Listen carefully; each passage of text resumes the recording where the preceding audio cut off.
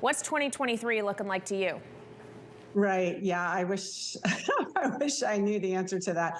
Yeah, it has been a brutal 2022. It's been a decent fourth quarter, not a great December, but a decent fourth quarter. And I think going into 2023, we've still got a lot of uncertainty, but I guess there's a few things that we're looking at, one of which is this concept of whether or not we're going into a recession, whether or not we're in a recession. That seems to be a common question right now. And for us, that's not as big a question as, we're in a recession. We're probably going to be in a recession if we're not in one already. And so what do you do now? Stocks anticipate that. So what do you do now with the concept that we might have a shallow recession, not a deep one? That's really the question. Is it going to be shallow or deep? And then what do you do with that? We think you're going, getting closer and closer to seeing a trend to the upside in the stock market. With so much red on the screen already this year, what is left to sell off in this market?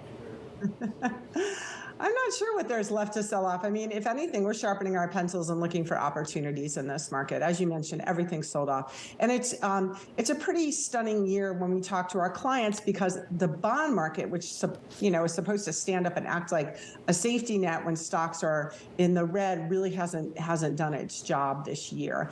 And so we've kept clients out of stocks, we've cut them out of bonds. At this point, it makes a whole lot of sense to barbell your portfolio and own laddered treasury bonds, short duration. You can earn north of 4% over 90 days, over 6 months. That's sort of the new up in this market. And then also looking for those cash cow type of stocks that are out there paying a dividend. And then a third part of your barbell, if you will, is to have some cash on hand for dry powder. That's how we're positioned right now.